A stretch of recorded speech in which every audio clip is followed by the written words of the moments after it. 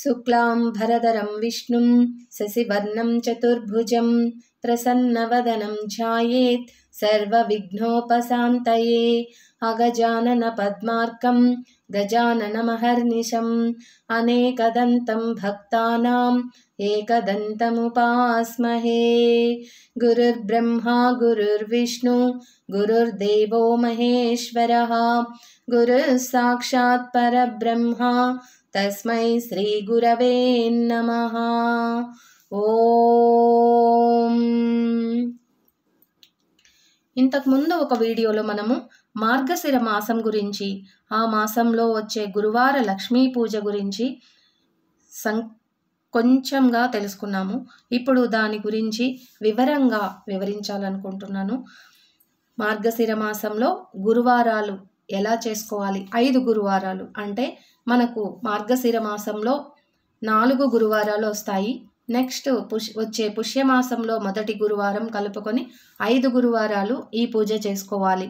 అసలు ఈ పూజ ఎలా చేసుకోవాలి, దానికి గల నియమాలేంటి, విధి విధానం ఏంటి, ఆ పూజకి చేసుకోవలసిన నైవేద్యాల గురించి, ప్లస్ ఆ వ్రతం చేసుకున్నప్పుడు చదువుకోవాల్సిన వ్రత కథ ఒకటి ఉంటుంది.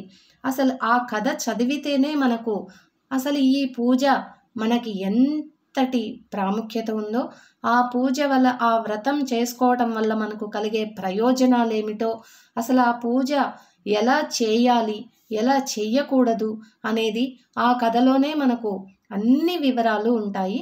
సో నేను ఇప్పుడు మీకు ఆ గురువారాలు ఏ వారాలు వస్తున్నాయి, ఏ తేదీల్లో వస్తున్నది, ప్లస్ ఆ గురువారాలు చేసుకోవాల్సిన పలహారాల గురించి వివరంగా చెప్తాను. ఓం నమః శివాయ.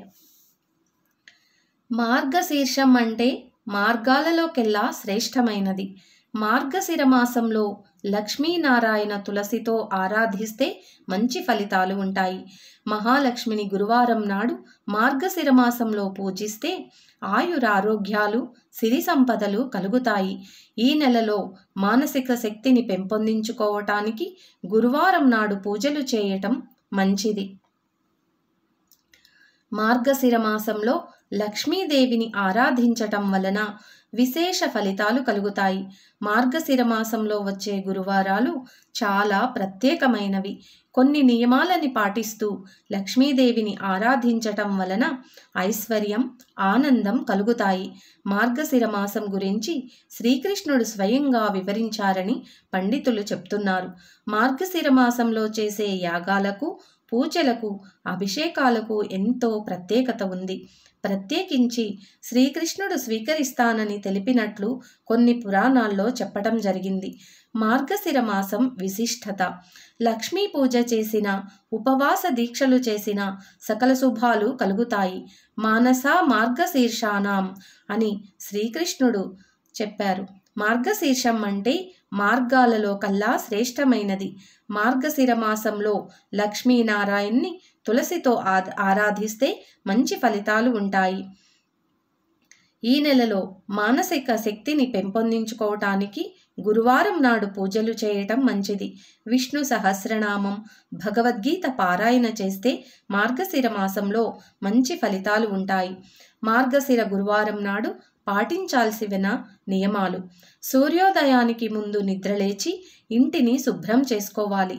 ఆ తర్వాత స్నానం చేసి దేవుడి మందిరాన్ని శుభ్రం చేసుకోవాలి. మార్గశిర గురువారం నాడు తలకు నూనె రాసుకోకూడదు. షాంపూతో తలస్నానం కూడా చేయకూడదు.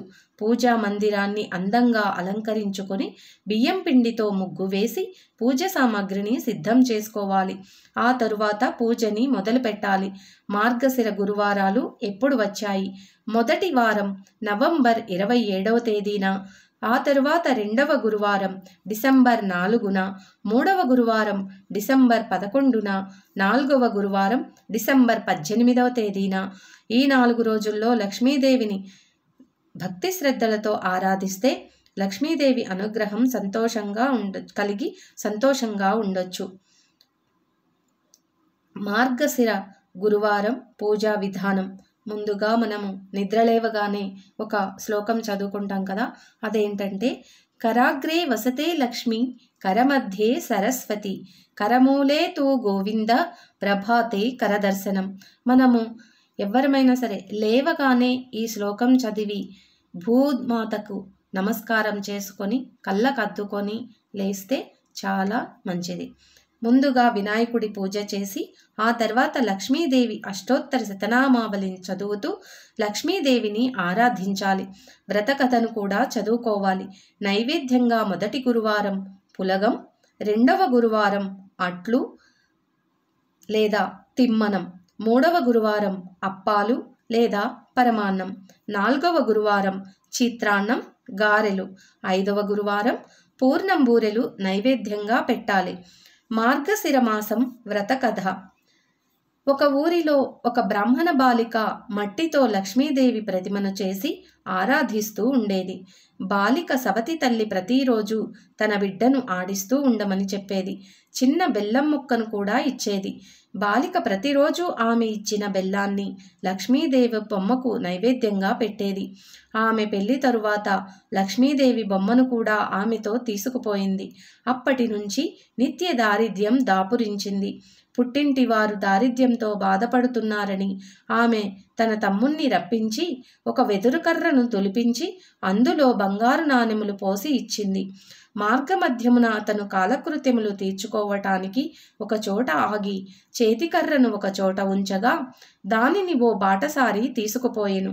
చేతికర్ర లేకపోవటం చూసి నిరాశగా తమ్ముడు తన ఇంటికి వెళ్ళిపోయెను. కొన్నాళ్ల తరువాత పుట్టింటి వారి పరిస్థితిలో మార్పు లేదని గ్రహించి అక్క మళ్ళీ తమ్ముడిని రమ్మని ఒక చెప్పుల జతలో బంగారు నాణెములు పోసి దాన్ని వస్త్రంతో మూట కట్టి నాన్నగారికి ఇవ్వమని చెప్పింది. దారిలో దప్పిక తీర్చుకొనుటకు ఒక కొలను దగ్గర ఆగి మూటను గట్టుపై పెట్టి నీళ్లు తాగుతుండగా మూటను ఎవరో దొంగిలించారు. మళ్ళీ తమ్ముడిని రమ్మని ఒక గుమ్మడికాయను తొలిపించి అందులో రత్నాలు పోసి ఇచ్చింది. ఈసారి గుమ్మడికాయను ఒక బీద బ్రాహ్మణుడు తీసుకువెళ్తాడు. తన దురదృష్టానికి తానే నిందించుకుంటూ నిరాశతో ఇంటికి వెళ్ళిపోయాడు. చాలా కాలం తర్వాత తల్లి మార్గశిర మాసంలో కూతురి ఇంటికి వెళ్ళారు. ఆమె సవతి తల్లితో, అమ్మ, ఈరోజు మార్గశిర లక్ష్మీ వారము కనుక నోము నోచుకుందాము. నీవు ఎటువంటి ఆహారము తీసుకోకు అని చెప్పింది. తల్లి సరేనని చెప్పి తన మనుమలు మనవరాళ్ళకి చద్దన్నాలు పెడుతూ అనుకోకుండా ఒక ముద్ద తినేసింది. చేసేది ఏమీ లేక రెండవ లక్ష్మీ వారం జరుపుకుందామని చెప్పింది. రెండవ లక్ష్మీ వారం తల్లి పిల్లలకు తలంటుతూ గిన్నె అడుగున మిగిలిన నూనె ఊడ్చి రాసేసుకుంది.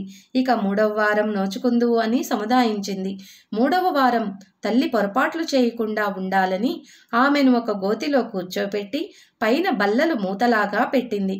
అటువైపు వచ్చిన పిల్లలు అరటిపళ్ళు కొబ్బరి ముక్కలు తింటూ తినగా మిగిలిన తొక్కలు ముక్కలు గోతిలో పడేశారు. ఆకలితో ఉన్న తల్లి వాటిని తినేసింది. నాలుగవ లక్ష్మీవారం తల్లి కొంగును తన కొంగుకు ముడివేసుకొని తనతో తిప్పుకుంటూ ఇంటి పనులు పూర్తి చేసి పూజకు కూర్చుంది. విచిత్రంగా లక్ష్మీదేవి వెనకకు తిరిగిపోయింది. ఇది చూసిన కూతురు ఆశ్చర్యపోయింది. చేసిన తప్పు ఏంటని అమ్మవారిని కూతురు అడిగింది. నీ సవతి తల్లి ఒక మార్గశిర లక్ష్మీవారం నాడు నీ శరీరంపై పేడనీళ్లు జల్లి చీపురు కట్టతో కొడుతూ నానా తిట్లు తిట్టింది. అందుకే నీ తల్లి పూజను నేను స్వీకరించలేను అని చెప్పారు. దీనికి పరిష్కారం చెప్పమని కుమార్తె అడుగగా నీ తల్లిని నీకు ఆమె చేసినట్లే చేస్తే శాంతిస్తానని చెప్పారు. అమ్మవారు చెప్పినట్లు దండించింది. పుష్యమాసంలో మొదటి గురువారం తల్లి కూతురు అమ్మవారిని పూజించారు. అప్పుడు అమ్మవారు కరుణించి ఇద్దరినీ కూడా ఐశ్వర్యవంతులను చేశారు. ఈ కథను బట్టి మనకు ఏం తెలుసు? ఈ కథను చదివి అక్షింతలను శిరస్పై వేసుకోవాలి. ఈ కథను బట్టి మనకు ఏమర్థమవుతుందంటే, మనము ఆ అమ్మవారి వ్రతం చేయాలి అని మన మనసులో గట్టిగా సంకల్పం తీసుకొని మనం చేయగలిగితేనే చేయగలం. ఆ పూజ చేయటానికి కూడా మనకి అమ్మవారి కరుణా కటాక్షం ఎంతో ఉండాలి. ఓం జై శ్రీమాత్రే నమః. ఓం శ్రీ గురుభ్యో నమః.